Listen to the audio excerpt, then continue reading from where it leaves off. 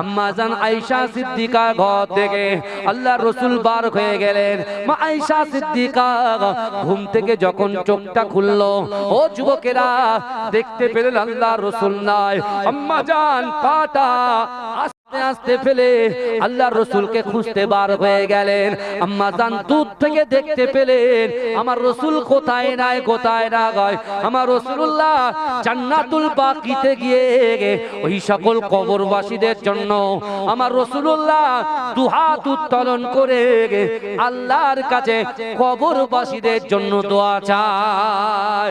এ যুবকেরা, আল্লাহর রাসূলের যখন কবর জিয়ারত হয়ে গেল, আম্মা জান যেমন করে ঘরের মধ্যে আগে শুয়েছিল ঠিক ওইভাবে ছুটে ছুটে ছুটে ছুটে নিজের ঘরের মধ্যে এসে শুয়ে পড়লেন।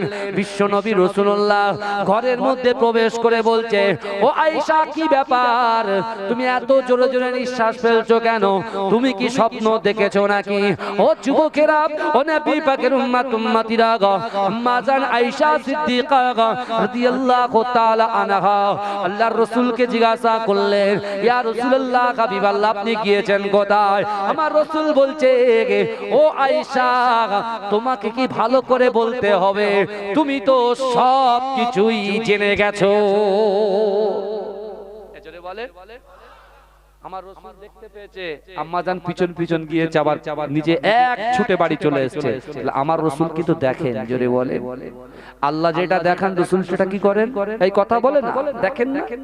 কিন্তু আমার ভাইজানেরা, এ নবী পাকের উম্মতিরা, এ নবী দেবানারা, বিশ্ব নবী রাসূলুল্লাহ সাল্লাল্লাহু আলাইহি ওয়াসাল্লাম সাহাবাদের নিয়ে আলোচনা করে। ও যুবকেরা, আমরা কেমন ভাবে চলবো, কেমন ইবাদত করলে আল্লাহর দরবারে আল্লাহ কবুল করেন। ও যুবকেরা, বিশ্ব নবী রাসূলুল্লাহ সাল্লাল্লাহু আলাইহি ওয়াসাল্লাম সাহাবাদেরকে বলেছিলেন, ও আমার সাহাবারা, না না না, দুনিয়ার জমিনে আমি আমার উম্মতিকে এত মোহাব্বত করি, এত ভালোবাসি, এত প্যার করি। ও আমার সাহাবারা, আমার উম্মতিরা জাহান্নামে যাবে, আমি রাসূলুল্লাহ এটা কখনো সহ্য করতে পারবো না। ও যুবকেরা, হাদিসের মধ্যে এসেছে কাল কিয়ামতের মাঠেতে, কাল হাসরের মাঠেতে আমার বিশ্ব নবী রাসূলুল্লাহ সাল্লাল্লাহু আলাইহি ওয়াসাল্লাম সিজদারত অবস্থায় আমার রাসূলুল্লাহ তো কান্না কাঁদবে, এত কান্না কাঁদবে। আল্লাহ পাকের ফেরেশতা জিবরাইল আলাইহিস সালাতু ওয়াস সালাম আমার দয়ার নবীর কাছে এসে বলবে, ইয়া রাসূলুল্লাহ হাবিবাল্লাহ, ইয়া রাসূলুল্লাহ হাবিবাল্লাহ, আপনি কাঁদবেন না, আপনি কাঁদবেন না, আপনার কান্না আমি জিবরাইল সহ্য করতে পারি না। ইয়া রাসূলুল্লাহ হাবিবাল্লাহ, আপনি এমন করে জর্জর করে কেন কাঁদেন? ওই সময় বিশ্ব নবী রাসূলুল্লাহ বলবে, ও জিবরাইল, তুমি তো দেখতে পাও আমার উম্মতিরা কে কোথায় কন্দ্রন্ডত অবস্থায় আছে, কেউ ইয়া নাফসি করে, না না না, আমার উম্মতিরা কি কেউ কে কোথায় কি অবস্থায় আছে আমি রাসূলুল্লাহ এই না চিন্তা করে কাঁদি। ওই সময় জিবরাইল বললেন, ইয়া রাসূলুল্লাহ হাবিবাল্লাহ, আপনি কাঁদবেন না, আপনি কাঁদবেন না, আপনি উম্মতের কান্ডারি। ইয়া রাসূলুল্লাহ হাবিবাল্লাহ, আমি জিবরাইল আপনাকে সাহায্য করব। আল্লাহর রাসূল বলছে, কি সাহায্য করবে? বলছে, না না না, আপনার উম্মতিরা এই প্রপার কিয়ামতের ময়দানে কে কোথায় আছে, কি অবস্থায় আছে, তাদের খবরটা নিয়ে আমি জিবরাইল আপনার কাছে ঘোষণা দেব, আমি আপনাকে জানিয়ে দেব। ও যুবকেরা, আমার দয়ার নবী আমাদেরকে কত মহব্বত করে, কত প্যার করে, কত ভালোবাসে। একটুখানি চিন্তা করে দেখেন, জিবরাইল গেলেন, জিবরাইল গিয়ে কখনো পুলসিরাতের কাছে গেলেন, পুলসিরাতের কাছে যখন গেলেন জিবরাইল পুলসিরাত ঘুরে ওখান থেকে চলে গেলেন মিজানের পাল্লার কাছে। ও যুবকেরা, মিজানের পাল্লার কাছে কিছুক্ষণ থাকার পরে জাহান্নামের দরজার কাছে চলে গেলেন। ও যুবকেরা, জাহান্নামের দরজার কাছে কিছুদিন যাবার পরে আবার তিনি এমন করে আল্লাহর রাসূল সাল্লাল্লাহু আলাইহি ওয়াসাল্লামের হাতে যে হাউজে কাউসারের পানি আল্লাহর রাসূল তার উম্মতদেরকে পান করাবেন, সে হাউজে কাউসারের কাছে গেলেন, সেখানেও কিছুক্ষণ সময় দিলেন। ও যুবকেরা, জান্নাতের দরজার কাছে গেলেন, সেখানেও কিছু কিছুক্ষণ সময় দিলেন, কিন্তু না না না, কিছুক্ষণ পরে জিবরাইল যখন রাসূলুল্লাহর কাছে হাজির হয়ে গেলেন, আল্লাহ রাসূলকে জিবরাইল বললেন, ইয়া রাসূলুল্লাহ হাবিবাল্লাহ, না না না, ফুলসিরাতের কাছে গেলাম, ফুলসিরাতের কাছে গিয়ে দেখলাম সেখানেও আপনি উপস্থিত। না না না, জাহান্নামের দরজার কাছে গেলাম, জাহান্নামের দরজার কাছে দেখতে পেলাম সেখানেও আপনি উপস্থিত। ইয়া রাসূলুল্লাহ হাবিবাল্লাহ, হাউজে কাউসারের পানির কাছে গেলাম, সেখানেও দেখলাম আপনি উপস্থিত। ইয়া রাসূলুল্লাহ হাবিবাল্লাহ, এই কিয়ামত মুহাম্মদ ময়দানে আমি জিবরাইল যে জায়গায় গিয়েছি, আমি জিবরাইল আপনার উম্মতের পাশে আপনাকে আমি দেখতে পেয়েছি। জোরে বলেন না, চিৎকার দিয়ে বলবেন না সুবহানাল্লাহ। কার মাসে বসেছেন, কোন মাসে বসেছেন একটু ভাবেন, কোন মাসে বসেছেন একটু ভাবেন। আমরা আমার ছেলের কথা চিন্তা করি, আমার মেয়ের কথা চিন্তা করি, আমার জামাইয়ের কথা চিন্তা করি, আমি আমার ওয়াইফের কথা চিন্তা করি, আর আল্লাহ রাসূল ফাতেমার কথা ভাবলেন না, হাসান হুসাইনের কথা ভাবলেন না, আহলে বাইতের কথা ভাবলেন না, কুরাইশ বংশের কথা ভাবলেন না। আল্লাহর রাসূল তিনি চিন্তা করছেন শুধুমাত্র একমাত্র উম্মতের জন্য। জোরে বলুন না সুবহানাল্লাহ। উম্মত যখন জমি বেচছে 1 কোটি টাকা, এই বুঝতে পারছেন না, নিউ টাউনে 1 কাঠা জমির দাম 1 কোটি টাকা। ওরে বাপ রে বাপ, উম্মতের কাছে যখন টাকা চলে আসছে ভুলে গেছে সে রাসূলুল্লাহর মহব্বতের কথা। কারণ তার কাছে টাকা আছে, ভ্যারাইটিস খাবার খাচ্ছে, 4-5টা বডিগার্ড ঘুরছে পিছনে, বুঝতে পারছেন না, বিশাল ব্যাপার। এই কথা ঠিক না ভুল কথা বল, কিন্তু বডিগার্ড আছে, বাতি আছে, সব আছে বাপ, কিন্তু আল্লাহর কোরআন বলছে ইজা জাআজালুহুম লা ইস্তাখিরুনা সাআতাও ওয়া লা ইস্তাকদিমুন। মৃত্যু যখন আসবে, ডাক যখন আসবে, 1 সেকেন্ড টাইম দেওয়া হবে না। আমাদের ভিতরে রিয়া, আমাদের ভিতরে তাকাব্বুরি, আমাদের ভিতরে অহংকার, অহমিকা সব কিছু বিরাজ করছে। আমরা ঠিক করছি ও কালো না, ও ফর্সা, ও পেটে না, খাটো, এই কথা বলেন, ও টেরা না, বোবা। আমরা নিজেরাই বলে মানুষের সাথে আমরা কি করছি, পরচর্চা, পরনিন্দা করে বেড়াচ্ছি। কিন্তু বাবাজি জিবরাইল বলছি, ইয়া রাসূলুল্লাহ, আমি কিয়ামতের ময়দানে যেখানেই যাচ্ছি সেখানে উম্মতের পাশে আপনাকেই দেখতে পেয়েছি। জোরে বলেন, জোরে বলেন। কি দুনিয়াতে আপনি একটু ট্রাই করে দেখেন, কিয়ামত তো অনেক দূর। আমার ছেলে, যে ছেলের জন্য আমি সারাদিন গায়ের ঘাম পায়ে ফেলে অর্থ সম্পত্তি ইনকাম করছি, তার জন্য রাজত্ব রেখে যাচ্ছি, তার জন্য বিঘে কি বিঘে জমি কিনে দিয়ে যাচ্ছি, তার স্পেশালের জন্য, তার থাকার জন্য ঘর বাড়ি বিল্ডিং বালাখানা, তার ইনকামের জন্য দোকান সব আমি রেখে যাচ্ছি তার জন্য। কিন্তু যখনই আমার মৃত্যু হয়ে যাচ্ছে, আমার লাশটা যখন কবর পর্যন্ত যাচ্ছে, লাশের পিছন পিছন 3টে জিনিস যাচ্ছে। 1, সন্তান যাচ্ছে, ভাই যাচ্ছে, আত্মীয় পরিজন যাচ্ছে। 2, যে সম্পত্তিগুলো আমি ইনকাম করেছি, একাত্তা করেছি, গচ্ছিত করেছি, সেই সম্পত্তি যাচ্ছে কবর পর্যন্ত। 3 নম্বর, দুনিয়াতে এই জান্নাতের বাগানে বসে আছেন, ওয়ায়ুসাব্বিহুনাকা ওয়ায়ুহাম্মিদুনাকা ওয়ায়ুকাব্বিরুনাকা, যারা সুবহানাল্লাহ বলছেন, আলহামদুলিল্লাহ বলছেন, আল্লাহু আকবার বলে তাকবীর দিচ্ছেন। এই যে কাজগুলো আপনারা করছেন, জিকির করছেন, নামাজ পড়ছেন, পিতামাতার খিদমত করছেন, স্ত্রীর হক আদায় করছেন, সন্তানের হক আদায় করছেন, নারী পুরুষের হক আদায় করছেন, আল্লাহর হক, বান্দার হক পুঙ্খানুপুঙ্খভাবে আমি আপনি যারা আদায় করতে পারছি, ওই 3য় নম্বর যে জিনিসটা কবরে যাবে সেটা হলো আমল। জোরে বলে, জোরে বলা যাবে? তাহলে কটা জিনিস যাচ্ছে কবরে? এই কথা বলেন, দুনিয়াবি ক্ষেত্রের কথা বলছি। কটা জিনিস যাচ্ছে? 3টে। নিজের সন্তান যাচ্ছে, ভাই যাচ্ছে, আত্মীয় পরিজন যাচ্ছে। 2য় নম্বর কি যাচ্ছে বাবাজি?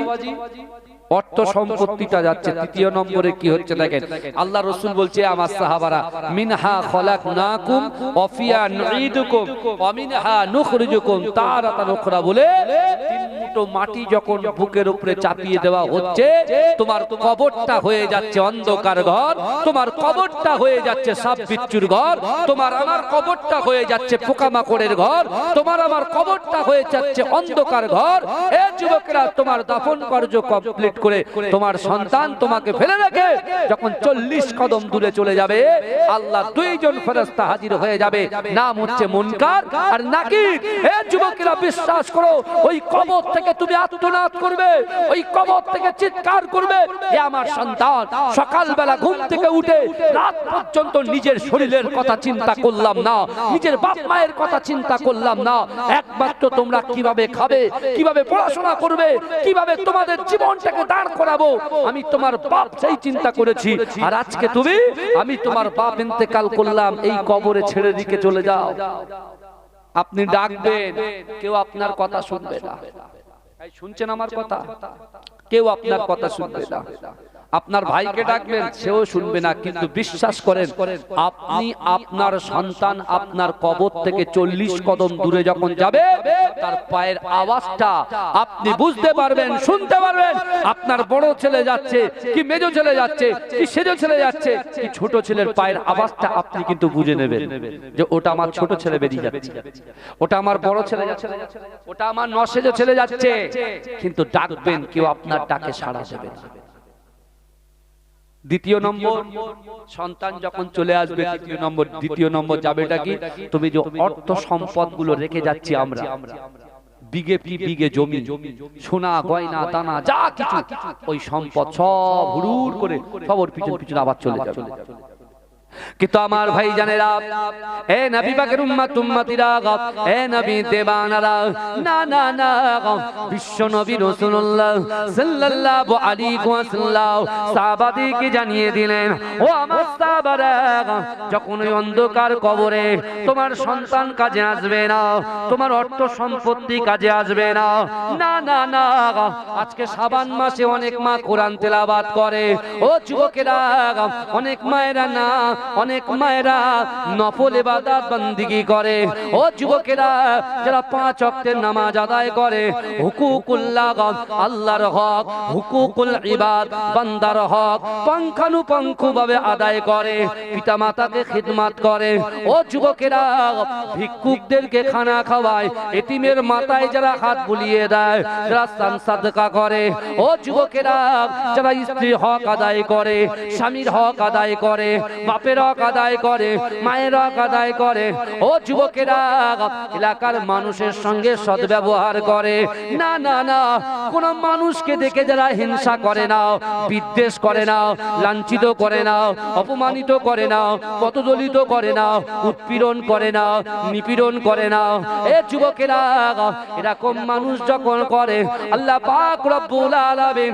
তাদেরকে আমল দিয়ে দেয়, আল্লাহ পাক রব্বুল আলামিন তাদেরকে সওয়াব দেয়, তাদেরকে নেকি দেয়, ওই নেকিগুলো আমলে পরিণত হয়ে যায়। কিন্তু না না না, এ যুবকেরা, যখন দাফন কার্য হয়ে যায়, সন্তান চলে যায়, সম্পত্তি চলে যায়, না না না, আজকের আমলটা আল্লাহ পাক তোমার ওই কবরে তৃতীয় নম্বর হিসেবে পাঠিয়ে দিয়ে ওই অন্ধকার ঘর, সাপ বিচ্ছুর ঘর, পোকামাকড়ের ঘরটাকে আমার আল্লাহ পাক আলোয় আলোকিত করে দেবে।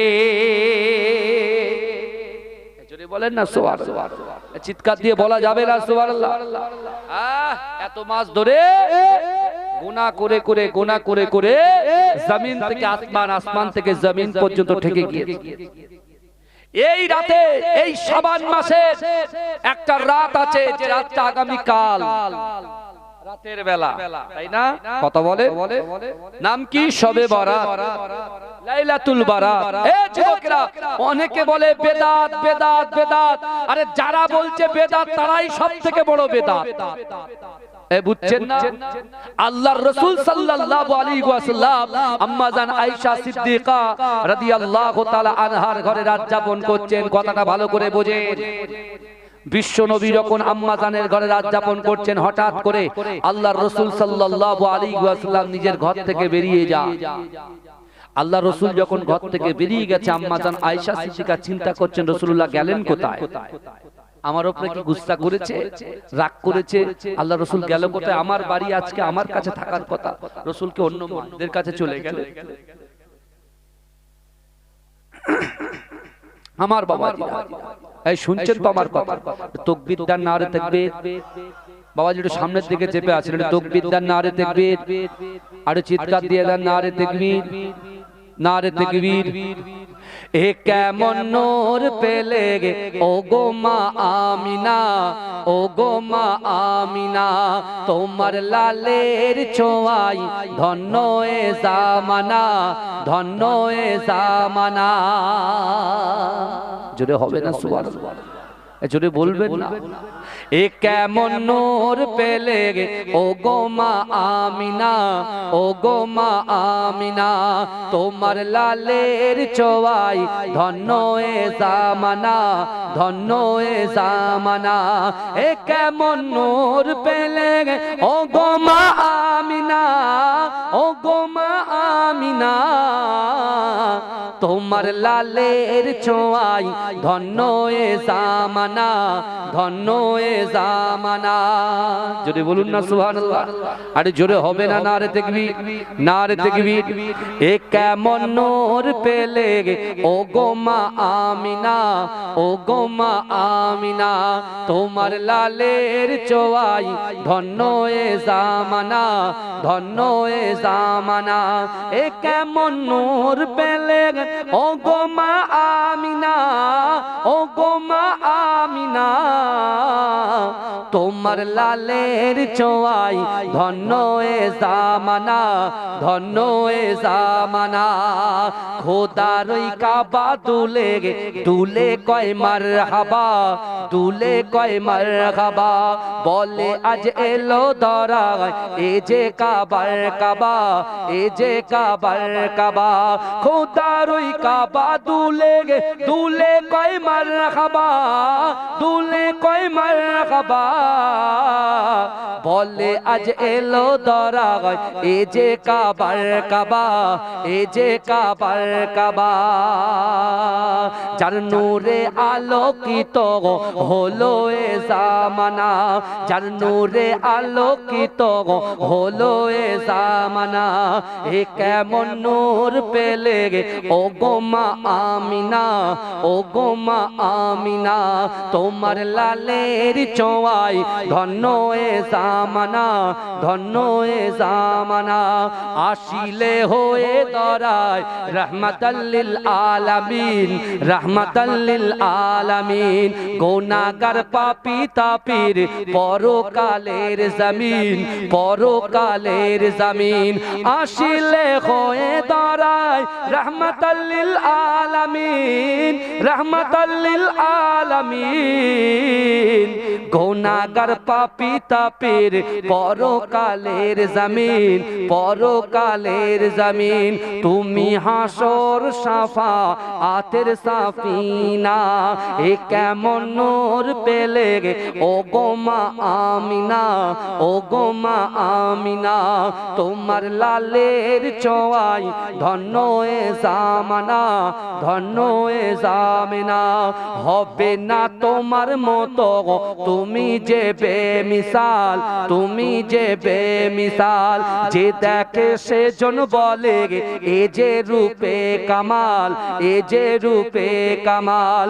হবে না তোমার মতো তুমি যে বেমিসাল, তুমি যে বেমিসাল।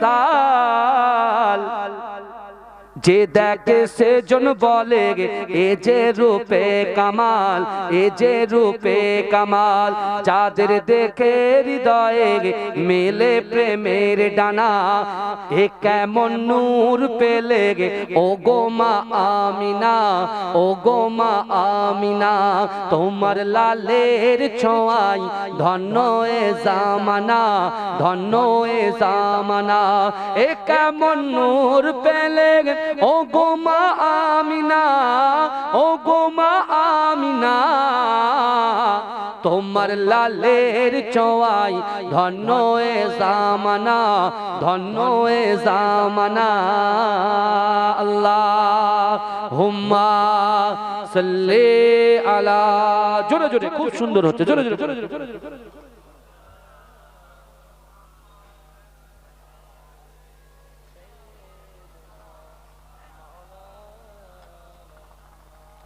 আমার বাবাজিরা ভাইরা ভালো করে বোঝার চেষ্টা করে, বিশ্বনবী মুস্তাফা জানে রাহমাত তিনি নিজেই বলে দিচ্ছে, কি বলছে, যে তুমি যদি কবরে চলে যাও কেউ তোমাকে সাথ দেবে না, কিন্তু হ্যাঁ তোমার কলিজার ভিতরে, তোমার দিলের ভিতরে, তোমার কলবের ভিতরে রাসূলুল্লাহর মুহাব্বত যদি থাকে, দুনিয়ার কোন নেতা থাকা করবে না, একমাত্র আমার নেতা, আপনার নেতা, সারা বিশ্বের নেতা, কুল কায়নাতের নেতা, ইহকালের নেতা, পরকালের নেতা, জান্নাতের নেতা, হাবিবে লবিবে তবি মুফাখখারে মাওজুদা, ইমামুল হুদা, নূরুল আলা নূর, আকায়ে মাওলা মুহাম্মদ মুস্তাফা সাল্লাল্লাহু আলাইহি ওয়াসাল্লাম মদিনা শরীফ থেকে রূহানি হালাতে তোমার কবরে দেখা করে যাবে, জোরে বলে আল্লাহ আল্লাহ। আমার ভাইরা এই নেতাকে ভালোবাসো, বুঝতে পারছেন না? হ্যাঁ, সেই রাসূলুল্লাহর মাসে বসেছি, বসার মতো বসে, কিছু নিয়ে যাবার চেষ্টা করেন। আল্লাহর কোরআন বলছে ওয়ালিমান খাফা মাকামা রাব্বিহি জান্নাতান। জান্নাত কাদের জন্য সৃষ্টি করেছে আল্লাহ? উম্মতে মুহাম্মাদীদের জন্য আল্লাহ জান্নাত সৃষ্টি করেছে, জোরে বলে, জোরে বলবে। হাদিস শরীফ খোলেন, রাসূল নিজেই বলছেন, আমার রাসূল মুসনাদে আহমদের হাদিসের মধ্যে বলছেন হুরিমাতুল জান্নাতু আলা উমামি হাত্তা তাদখুলাহা। বলছে বাপ আদম থেকে নিয়ে হযরত ঈসা আলাইহিস সালাতু ওয়াস সালাম পর্যন্ত যত পয়গম্বর এসেছে, ওই সকল পয়গম্বরের যত উম্মত এসেছে, ওই সকল উম্মতিদের জান্নাতে যাওয়া ততক্ষণ পর্যন্ত হারাম, যতক্ষণ পর্যন্ত আমি রাসূলুল্লাহ আমার উম্মত আগে দয়ার জান্নাতে না যাবে। যারা বলবেন না আমাদের পাওয়ার কার জন্য? মুস্তাফা জানে রাহমাতের জন্য, যদি বলবেন না। আর আমার রাসূলুল্লাহর পাওয়ার কার জন্য? আমার আল্লাহ পাক রব্বুল আলামিনের জন্য, জোরে বলুন না সুবহানাল্লাহ। তাই তো আল্লাহ পাক বলছে হাবিব কুল ইন কুনতুম তুহিব্বুনাল্লাহ ফাত্তাবিউনি ইউহিব্বুকুমুল্লাহ। আপনি আমার বান্দা বান্দীকে জানিয়ে দিন আমি আল্লাহ আমাকে ইত্তেবা করতে চাই, মুহাব্বত করতে চাই, প্যার করতে চাই, ইশক ভালোবাসা করতে চাই। আমাকে ভালোবাসার আগে সে যেন আপনাকে ভালোবাসে, আর যারা আপনাকে ভালোবাসবে আমি আল্লাহ তাদেরকে ভালোবাসবো। শুধু ভালোবাসবো না, তাদের জিন্দেগি জীবনে কবিরা সগীরা ছোট বড় যত গুনাহ আছে আমি আল্লাহ ধুয়ে মুছে সাফ করে দেবো, জোরে বলে, জোরে বলা যাবে না সুবহানাল্লাহ। নারে তাকবীর, নারে তাকবীর। আম্মাজান আয়েশা সিদ্দিকার ঘরে রাসূলুল্লাহ রাত যাপন করছেন, হঠাৎ করে রাসূল কি ঘর থেকে বেরিয়ে গেলেন। এই ভালো করে শুনে, অনেকে বলছে কবর জিয়ারত বিদআত। এই আগামী কাল বছরে যত না কবর জিয়ারত আমার ভাইরা করেছেন, আগামী কাল সবথেকে বেশি বেশি করবে, তাই না? এই কথা বলেন। সকাল সকাল দোকান বন্ধ করবে, সকাল সকাল দোকান বন্ধ করবে, দোকান বন্ধ করে কেউ ওযু করবে, কেউ গোসল টোসল করবে, পাক পবিত্র হবে, তাই তো নাকি কথা বলে? পাক পবিত্র হয়ে মসজিদে আসবে, এশার নামাজ পড়বে, পড়বে কি পড়বে না? কথা বলেন। এশার নামাজের পরে ইমাম সাহেবকে সাথে করে নিয়ে কবরস্থানগুলো জিয়ারত করবে, তাই না? এতে অনেকের জ্বলন হয়, কষ্ট হয়। তারা নিজের বাপ মায়ের কবর জিন্দেগিতে হয়তো জিয়ারত করে না, কিন্তু তারা বড় বড় লেকচার মারে, তারা ইউটিউব মুফতি হিসেবে মানুষের কাছে ভুলভাল প্রচার করছে। হে যুবকেরা, বিশ্বাস করো, রজব মাসে রাসূল যখন আল্লাহর সঙ্গে সাক্ষাতে গিয়েছিলেন, হ্যাঁ, রাসূলুল্লাহর সাথে কে ছিল? জিবরাইল ছিল, তাই তো কথা বলে। হ্যাঁ, আল্লাহ রাসূল যে রাতে আল্লাহর সঙ্গে সাক্ষাতে যাচ্ছে, একটুকুনি টাইম পেয়েছে, জিবরাইল বুরাক থেকে নামিয়েছে, আল্লাহ রাসূল ডান দিকে হেঁটে হেঁটে যাচ্ছে। জিবরাইল বলছে, ইয়া রাসূলুল্লাহ আপনি যাচ্ছেন কোথায়? যাচ্ছেন কোথায়? বলছে কেন আমি জান্নাতে যাচ্ছি। বলি ইয়া রাসূলুল্লাহ জান্নাত অনেক দূর, জান্নাত এখন অনেক দূর। বলে কেন? ওই দিক থেকে জান্নাতের সুগরান আসছে। বলে ইয়া রাসূলুল্লাহ ওটা একটা কবর থেকে জান্নাতের সুগরান আসছে। আল্লাহর রাসূলকে পুরো টোটাল ঘটনাটা খুলে বললে অনেক টাইম লাগবে বাবাজি। নবী মুসা আলাইহিস সালাতু ওয়াস সালাম এর জামানায় একজন নারী ছিল, তার নাম মুসাতা। বুঝতে পেরেছেন? কেউ বলছে মাস্তা, কেউ বলছে মুসাতা। তার দুইজন কন্যা ছিল, একটা দুধের শিশু, একটা অল্প বড়। ফিরাউনের বাড়িতে চুল বানানোর কাজ করতেন। তাফসীরের মধ্যে এসেছে একদিন চুল বানাতে বানাতে হঠাৎ করে তার কাছ থেকে চিরুনিটা যখন পড়ে গেল, আল্লাহু আকবার বলে চিরুনিটা তুলল। এইবারে শুরু হয়ে গেল কি ব্যাপার? তুমি ফিরাউনকে খোদা না বলে তুমি আল্লাহকে প্রভু বলে ডাকলে, আল্লাহ বলে ডাকলে চলবে না। বলে এক্ষুনি ফিরাউনকে খোদা বলতে হবে। মুসাতা বলছে শোনো, ইয়া আইয়ুহাল্লাযীনা আমানুত্তাকুল্লাহ, আল্লাহ বলছে হে আমার বিশ্বাসী ঈমানদার বান্দারা, ওয়াত্তাকুল্লাহ, আমি আল্লাহ, আমাকে ভয় করো, ওয়া কুনু মা'আস সাদিকিন, সত্যবাদীদের সঙ্গে থাকো। জোরে বলে, জোরে বলবেন না? আমরা মুজাদ্দেদ জামান দাদা হুজুর পীর কেবলাকে মোহাব্বত করি কি করি না? তার আওলাদ গুলোকে মোহাব্বত করি কি করি না? হে যুবকেরা বিশ্বাস করো, এই বাংলার জমিনে যখন কিছুই ছিল না, আমার মুজাদ্দেদ জামান আমিরের শরীয়ত আলা হযরত দাদা হুজুর পীর কেবলা রহমাতুল্লাহ আলাইহি বাংলায় কোনায় কোনায় মক্তব, মাদ্রাসা, খানকা, ঈদগাহ তৈরি করে মানুষকে দিনের পথে সিরাতাল মুস্তাকিমের রাস্তা দেখিয়েছে। আর আজকে অনেকে বড় বড় কথা বলে, কিন্তু বাবাজি আল্লাহর কোরআন প্রমাণ দিচ্ছে আমার মুজাদ্দেদ জামান দাদা হুজুর পীর কেবলা সত্যবাদী ছিলেন কি ছিলেন না? এই কথা বলে। খাজা গরিবে নওয়াজ আজমির রহমাতুল্লাহ আলাইহি সত্যবাদী ছিলেন কি ছিলেন না? বড় পীর আব্দুল কাদের জিলানী রহমাতুল্লাহ আলাইহি সত্যবাদী ছিলেন কি ছিলেন না? এই কথা বলে না? বড় পীর আব্দুল কাদের জিলানীর কাছে শাবান মাসে একজন তার মুরিদ এসে বলছে, হুজুর শাবান মাসের ফজিলত সম্পর্কে একটু বলেন। কথায় কথা বলে বাপ, কটা ধরবো আর কটা ছাড়া, বুঝতে পারছেন না? তাকবীর দেন, নারে তাকবীর। আল্লাহ বলছে বান্দা ওহুয়া মাকুম আইনা মা কুনতুম, ও বান্দা তোমরা যেখানে আমি আল্লাহ সেখানে। জোরে বলে, আল্লাহ আমাদের সাথে আছে না নাই? কথা বলে, আছে আল্লাহ। আল্লাহ আমাদের সাথে আছে, আমাদের কোনো কারুর দরকার নাই। এসআইআর করে কেন্দ্র সরকার আমাদেরকে বাংলাদেশ পাঠাবে, কত বড় সাহস! যা বাংলাদেশ পাঠাতে গিয়ে হাসিনা যেমন এখানে আছে, হয়তো ও চলে যাবে ওইদিকে। হলে হতে পারে কি পারে?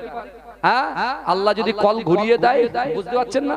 হ্যাঁ, আমার ভাইরা, খেলাধুলায় রাজনীতি করতে আছে, কথা বলে, খেলাধুলায় রাজনীতি ঢুকে গেছে, বুঝতে পারছেন? খেলাধুলায় রাজনীতি চলে গেছে, ইন্টারন্যাশনাল খেলার কথা বলছে বাবা, সব দিকে রাজনীতি ঢুকে গেছে। কিন্তু আমার ভাইরা, শরিয়াতে কোনো রাজনীতি চলবে না। কারণ তুমি যে জান্ডাই ধরো না কেন, যে পার্টি করো না কেন, মুখ দিয়ে একটাই কলেমা বেরোবে, লা ইলাহা ইল্লাল্লাহ মুহাম্মাদুর রাসূলুল্লাহ। জোরে বলে, আমরা হচ্ছে কালেমা ঝান্ডার তলায় আছি, নবীর সেনা। নারে তাকবীর। এই আমরা কার সেনা? নবীর সেনা। কার সেনা? নবীর সেনা। নারে তাকবীর। নবীর সেনা কথাটা বলছি আর শরীরের ভিতরে একটা শক্তি চলে আসছে না? কথা বলে আমার বাপেরা, চিন্তা করে। বড় পীর আব্দুল কাদের জিলানী রাহমাতুল্লাহ আলাইহি বলছে, এই তুমি শোনো, কালকে দেখা করো। হুজুর কালকে একটা ছোট্ট জিনিস প্রশ্ন করলাম, আর হুজুর কিন্তু ভাইজান কিতাব পড়তে পড়তে দেখা যাচ্ছে যে বড় পীর আব্দুল কাদের জিলানী এই বিষয়টা নিয়ে আমার রাসূলুল্লাহর সঙ্গে মাশওয়ারা করার পরে রাসূল যেটা বলে দিয়েছেন সেই ফতোয়াটা দিচ্ছেন। জোরে বলুন, এ জোরে বলা যাবে না সুবহানাল্লাহ? কারণ আমরা ওলি ভক্ত মানুষ।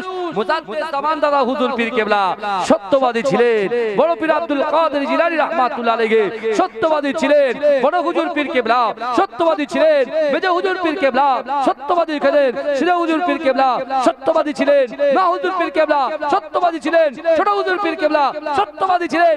আল্লাহ বলছে বান্দা ওয়াত্তাকুল্লাহ, আমি আল্লাহ, আমাকে ভয় করো, ওয়া কুনু মা'আস সাদিকিন, সত্যবাদীদের সঙ্গে থাকো। জোরে বলে আমার ভাইরা, চিন্তা করে কোন মাসে বসে আছে আর কোন কথা আলোচনা হচ্ছে। জান্নাত আল্লাহ উম্মতে মুহাম্মাদীদের জন্য সৃষ্টি করেছেন।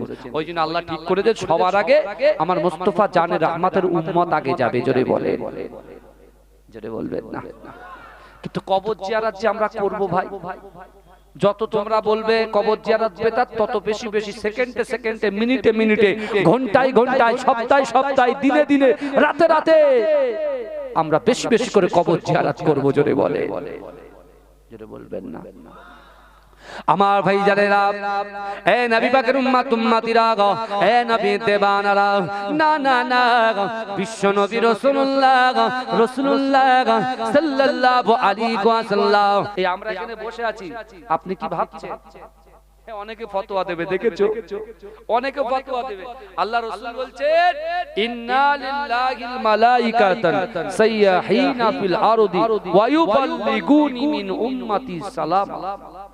আজকে আমরা নিমদেড়িয়া না নিমকুড়িয়া গ্রামে আমরা বসে আছি। এখান থেকে ৪৫০০ কিলোমিটার দূরে সবুজ গম্বুজের নিচে আমার রাসূলুল্লাহ সিজদারত অবস্থায় উম্মত উম্মত বলে ক্রন্দনরত অবস্থায় আছে। আমরা যখন এখানে দরুদ পড়ছি, সালাম পড়ছি, আল্লাহর ফেরেশতারা আমাদের পাশে উপস্থিত আছে, যদি বলে। রাসূল কি বলছেন? ওই ফেরেশতারা যখন আমার নিমকুড়িয়া গ্রামের যুবকেরা, নারীরা, পুরুষেরা যখন দরুদ সালাম পড়ছে, ওই ফেরেশতাগুলো দরুদ এবং সালামটাকে ঠিক এভাবে ক্যাচ করে ধরে আমি রাসূলুল্লাহর মাজার মোবারক পর্যন্ত পৌঁছে দিচ্ছে। কার ছেলে, কার বাপের ছেলে, তার বাপের নাম আমার রাসূলুল্লাহ জানেন, জোরে বলে, জোরে বলবেন। সব ভুলভাল ফতোয়া বুঝিয়ে দিয়ে মানুষকে শুধু শর্টের দিকে নিয়ে যাচ্ছে, ইসলামটা শর্ট করছে। আর এই করোনা ভাইরাস ছিল, কোভিড-19, এই কোভিড-19 এর পর থেকে নামাজ কালাম সব খাটো ছোট হয়ে গেছে। দেখেন জুম্মার নামাজ তো একেবারে ভাই পরিষ্কার। যদি বলেন কেমন হুজুর একটু বলেন, আপনি দেখেন আগে পরিচালিত কি ছিল বলেন তো জুম্মার নামাজে? প্রথমে কি হতো? খুতবা হতো, এখনো খুতবা হচ্ছে মাশাআল্লাহ। খুতবার পরে 2 রাকাত ফরজ নামাজ হতো, ঠিক আছে? নামাজের পরে নামাজে একটু দোয়া হয়ে যেত, তাই তো? দোয়ার পরে এবার আখিরি জোর যা যা নামাজ আছে, নামাজ কমপ্লিট করে শেষে কালাম, কিয়াম হতো, সালাম হতো, দোয়া দরুদ হতো, তারপরে দোয়া হতো। হতো কি হতো না বাবা? যে বাপরে আপনারা বলেন, বাবা আপনারা বলেন মিথ্যা কথা বলছি আমি মিথ্যা বলছি না সত্য বলছি? বলে আমি তো ছোটবেলা থেকে তাই দেখেছি। আর এখন ওরে বাবারে, কমিটির যে সেক্রেটারি বিশাল বড় হাজী সাহেব, বুঝতে পেরেছেন? বিশাল ব্যাপার, ইমাম সাহেবের থেকে বেশি কথা বলে। ইমাম সাহেব কি কথা বলে? ইমাম সাহেবের থেকে বেশি ফতোয়া দেয়। এরম আছে না, এরম কিছু কিছু কমিটির বিশাল বড় বড় সভাপতি, বিশাল বড় বড় কেশিয়ার, ওরে বাপরে বাপ, ওরা মনে করছে মসজিদ পুরো আমার সম্পত্তি, অথচ গ্রামবাসী পাড়াবাসী সম্মিলিতভাবে দান করেছে বলে হয়েছে। এই কথা ঠিক না ভুল?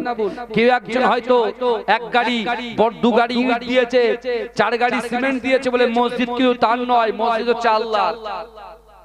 আর আপনি মসজিদে ইমাম সাহেব রাখবে, সে ফতোয়া দেবে, সে কালেকশন করবে, সে কথা বলবে। এখন দেখতে পাওয়া যাচ্ছে, এখন যে সব জায়গায় যাচ্ছি বাপ, ওরে বাবারে, ইমাম সাহেবের কাছ থেকে মাইক কিনে নিয়ে এখন সে সেক্রেটারি সাহেব বক বক বক বক শুরু করছে। লোক উত্তেজিত হয়ে যাচ্ছে, লোক জানে ওরা আমি কি বলবো, তো বড় লোক ধরেই তো আমাকে অন্য পলিটিক্স দিয়ে বা কোনো পলিটিশিয়ানকে দিয়ে আমার পিটিয়ে দেবে, ঘর বাড়ি ভেঙে দেবে, হ্যাঁ নানান রকম হুমকি চুমকি দেবে। বুঝাচ্ছে না? কিন্তু এই বিচার আল্লাহ করবে কি করবে না? এই কথা বলে না, বিচার করবে কি করে? ইমামদের সম্মান জানে।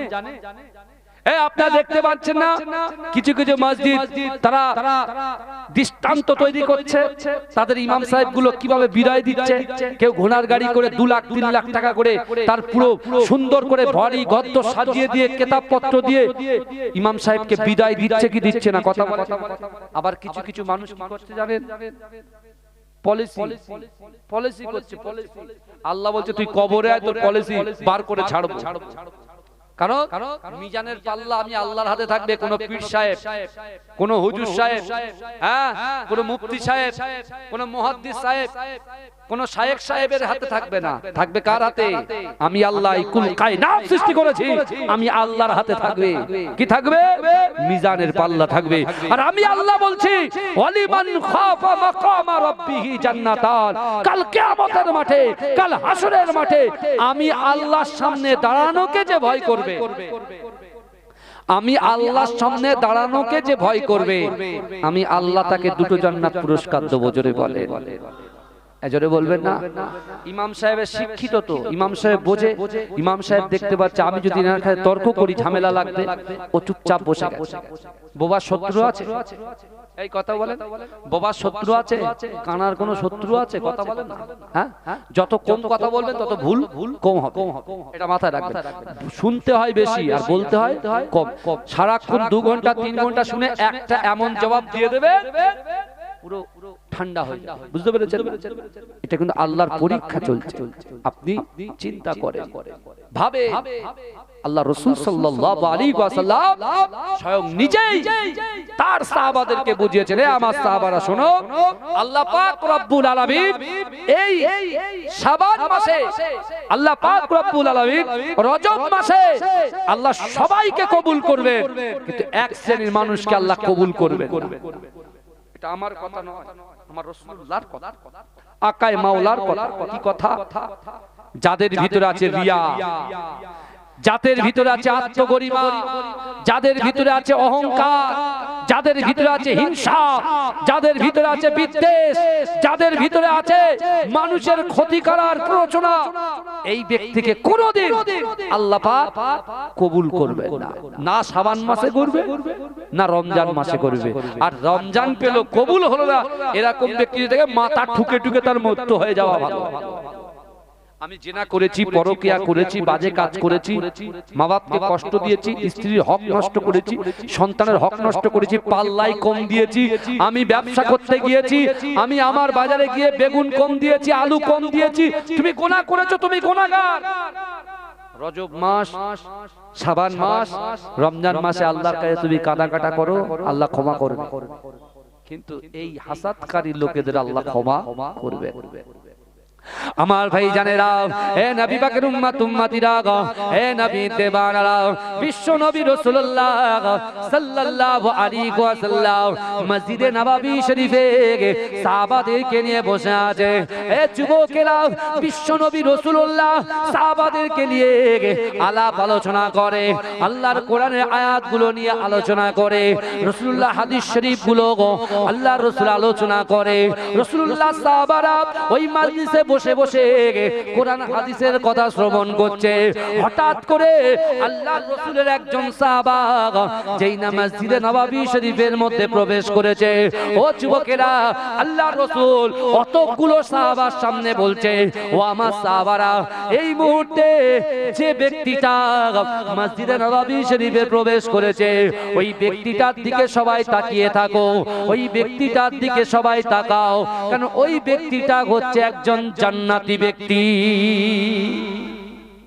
জোরে বলেন আল্লাহ রাসূল বলছে এক্ষুনি যে প্রবেশ করেছে ও হচ্ছে জান্নাতি জোরে বলেন আচ্ছা ভাইজান আমার রাসূল জবান দিয়ে যে কথা বলে আসমানের উপরে ওই কথাটাকে আল্লাহ কবুল করে না কথা ঠিক না ভুল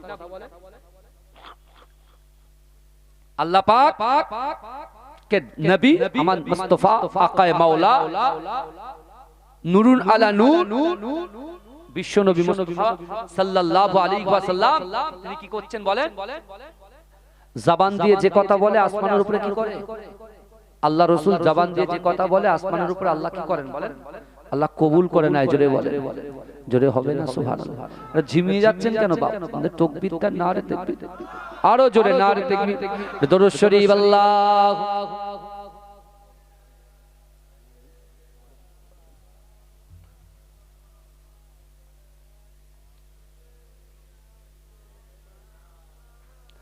আমার এই মনেরও সেই কামনা সোনার মদিনায় আমার এই মনেরও সেই কামনা সোনার মদিনা মনের মাঝে আছো তুমি মনের মাঝে আছো তুমি কেন বোঝো না আমার এই মনেরও সেই কামনা সোনার মদিনা জোরে হবে না সুবহানাল্লাহ নারে তাকবীর নারে তাকবীর ইচ্ছা আছে তো মদিনায় যাবা না অনেকে আবার মাস্টারি করে বলে হুজুর টাকা নিয়ে যাবো কি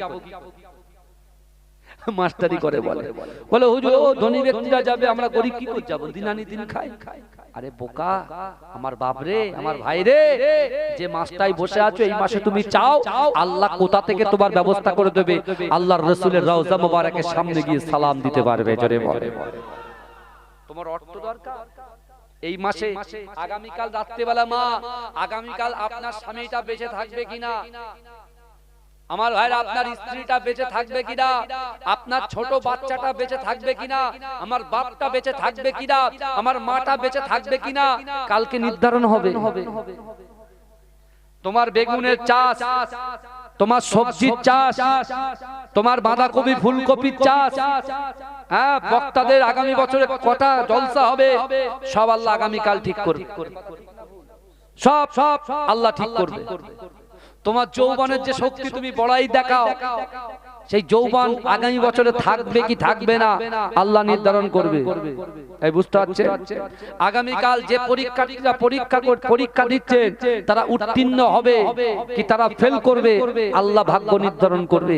ওই জন্য আগামীকাল ওই গাড়ি নিয়ে একবার এ হোটেল সে হোটেল না করে নিজে নামাজের মাসাল্লায় বসে নামাজ আদায় করে একবার রোজা করেন, রোজা রেখে রাসূলুল্লাহ সুন্নাত আদায় করে আপনি আল্লাহর কাছে কান্না করতে পারেন, হয়তো পিছনে সুদ ঘুষ জেনা ব্যভিচার সব আল্লাহ ক্ষমা করে দিয়ে আগামী বছরে এ বছরে যে বৃদ্ধি আল্লাহ তোমার সম্পত্তি করেছে আগামী বছর 3 গুণ আরো বাড়িয়ে দেবে। জোরে বলে, জোরে বলবেন না?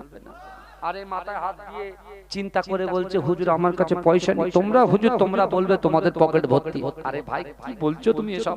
যে হিংসার কথা। আরে তুমি যদি এই কথাটা বলো তাহলে রাকিবুল আজিজ কি বলছে শোনেন। আল্লাহর রাসূল সাল্লাল্লাহু আলাইহি ওয়াসাল্লাম বোঝাচ্ছেন কিভাবে, দেখে একজন ফর্সা একজন কালো। এখন আমি বলছি আল্লাহ আপনি ওকে ফর্সা করলেন, আমি রাকিবুলকে কালো করে দিলেন। আল্লাহ ওকে দুতলা বিল্ডিং এ শোয়াচ্ছেন আর আমাকে টালির বাড়িতে শোয়াচ্ছেন। আল্লাহ ওর স্বামীর পয়সা আছে, সুন্দর সুন্দর শাড়ি কাপড় চোপড় কিনে দিচ্ছে, আর আমার গরিব স্বামীর ঘরে আপনি আমাকে দিলেন। আমি বলছি ও মা, ও বোন, ও ভাই, ও আমার ভাইরা, যুবকেরা, নারী পুরুষেরা একটু ভালো করে চিন্তা করুন। যাকে আল্লাহ দুতলা বিল্ডিং এ রেখেছে, 10 তলায় রেখেছে, যাকে আল্লাহ দৈনন্দিন 1 লাখ 1.5 লাখ 2 লাখ ইনকাম দিচ্ছে, তোমাকে 450 350 550 650 750 1200 1400 যে দিচ্ছে, তুমি একটা জিনিস চিন্তা করো, তুমি কালো হতে পারো, তুমি খোটা হতে পারো, তুমি বেটে হতে পারো, তুমি তোতলা হতে পারো, কিন্তু আল্লাহ পাক আমাকে আপনাকে আমাদিগকে সব থেকে যে দামি জিনিসটা দিয়েছেন সেটা হলো ঈমান দিয়েছেন। জোরে বলে, একবারও ভেবেছেন ঈমান দিয়েছেন? আপনি বলে হুজুর ঈমান তো আছে ঠিক আছে, কিন্তু হুজুর ওরা নামাজ পড়ে না, 5 ওয়াক্ত নামাজ পড়ে না। আচ্ছা ঠিক আছে আপনার কথা মেনে নিলাম, তাহলে ওরা জুম্মার নামাজ পড়ে তো? বলে হ্যাঁ পড়ে। তাহলে জুম্মার নামাজটা পড়ছে কেন? তাদের ভিতরে ঈমান আছে, একটু ভয়ে তারা যাচ্ছে। জোরে বলে, বলে হুজুর জুম্মাও পড়ে না, এই দুটো ঈদের নামাজে যাচ্ছে। বলে হ্যাঁ। তাহলে ঈদের নামাজ পড়তে যাচ্ছে কেন? তাদের ঈমান আছে বলে ঈদের নামাজে যাচ্ছে। জোরে বলে, কথা ঠিক না ভুল? ঈমান ছাড়া কোন লোক এখানে আছে দেখেন তো, একটা খুঁজে দেখান দিন আমাদের। এই কথা বলে দেখেন, আল্লাহ রাসূল বলছেন পৃথিবীতে যত ধর্ম আছে, এই পৃথিবীতে প্রায় 4,500 এর অধিক ধর্ম আছে। 4,500। আল্লাহ রাসূল বলছেন এই যত ধর্ম আছে প্রত্যেক ধর্মকে আমাদেরকে শিক্ষা দিয়েছেন তাদের সম্মান দিতে হবে। জোরে বলে, তাদের কি দিতে হবে? সম্মান দিতে হবে। আর প্রত্যেক ধর্মের একটা গাইডলাইন আছে, আছে না নাই? কথা বলেন, প্রত্যেক ধর্মের একটা গাইডলাইন আছে না নাই বাবাজি? প্রত্যেক ধর্মের একটা করে গাইডলাইন আছে। আমাদের ইসলাম ধর্ম আমরা যারা কালেমা পড়েছি লা ইলাহা ইল্লাল্লাহ, আমাদের যে গাইড আছে বুঝলেন, সেটা হলো কি? পবিত্র আল কোরআন। জোরে বলে, গাইডলাইনটা কি? পবিত্র আল কোরআন। কোরআন শুধু মুসলমানদের জন্য নয়, এ যারা বলছে বদরের যুদ্ধে কোরআন পড়ে ছাই হয়ে যাচ্ছে, ভাই কোরআন তোমাদেরও জন্য। বুঝতে পারছেন না? আপনি চিন্তা করেন, আমার রাসূল যেখানে বলছেন, আমাদের প্রফেট মুহাম্মদ মুস্তাফা বলছেন দেশকে ভালোবাসা ঈমানের অঙ্গ। রাসূল বলছেন প্রত্যেক ধর্মকে সম্মান করতে হবে। আমাদের নবী বলছেন, আর সেই রাসূলুল্লাহর শানে কুরুচিকর মন্তব্য করছে এরকম পার্টি আছে না নাই? কথা বলে, আর কোরআনের প্রতি কুরুচিকর মন্তব্য করছে। পৃথিবীতে যারা গবেষণা করেছেন অল ওভার ওয়ার্ল্ডে, এই গবেষণা করতে গিয়ে তারা অন্য ধর্ম অবলম্বনকারী, কিন্তু কোরআনের শেষে কুল আউযু বিরাব্বিন নাস মালিকিন নাস ইলাহিন নাস মিন শাররিল ওয়াসওয়াসিল খান্নাস আল্লাযী ইউওয়াসওয়িসু ফি সুদুরিন নাস মিনাল জিন্নাতি ওয়ান নাস বলে তারা কালেমা পড়ে মুসলমান হয়ে গেছে। জোরে বলে। আর অনেকে বলছে ইসলামে নাকি মুহাম্মদ সাল্লাল্লাহু আলাইহি ওয়াসাল্লাম জোর করে মানুষের কালেমার মধ্যে দাখিল করিয়েছে, জোর করে নাকি তরোয়াল দিয়ে কালেমার মধ্যে দাখিল করিয়েছে, জাদু করে নাকি কালেমার মধ্যে দাখিল করিয়েছে। আরে বোকা, আমার রাসূলুল্লাহ নম্রতা, ভদ্রতা, হৃদ্রতা, আমার রাসূলুল্লাহ আখলাক, চরিত্র দিয়ে আমার রাসূলুল্লাহর ব্যবহার থেকে মানুষ দলে দলে লা ইলাহা ইল্লাল্লাহ মুহাম্মাদুর রাসূলুল্লাহ বলে দ্বীন ইসলামের মধ্যে দাখিল হয়েছে। জোরে বলে, জোরে বলবেন না, চিৎকার দিয়ে বলবেন। যারা চাষাবাদ করি, বুঝতে পেরেছেন, এখন সব পয়সা হয়ে গেছে, এখন আর চাষাবাদ কেউ করে না। কিন্তু মাশাআল্লাহ ভাঙড় মানে ভাঙড়ের যত সুন্দর সুন্দর আপনার শাক সবজি, বুঝলেন, ভেজিটেবল যেগুলো খাওয়া হয়, কলকাতার বাবুরা খায়, বুঝতে পেরেছেন না, সব ভাঙড় থেকে যাওয়ার কথা বলে। আপনি সায়েন্স সিটি দাঁড়াবেন, সায়েন্স সিটি দেখবেন সব পাটে পাটে পাটে পাটে। তারপর আমাদের গাবতলার হাট, পাকাপোলের হাট, ভোজিরহাটের হাট, পোলেরহাটের হাট, ওরে বাপ রে বাপ, বিশাল বড় বড়। এই হাট থেকে সব পাইকারি দরে মাল কিনে কলকাতার বাবুদের বড় বড় কথা, সেই কলকাতার বাবুরা খায়। এদের কষ্টের জিনিসগুলো ওরা ভক্ষণ করে। কথা ঠিক না ভুল? কথা বলে। সব থেকে যখন মানুষ চাষ করে আর চাষ করে ফল তোলার সময় মানুষের আনন্দ হয় কি হয় না?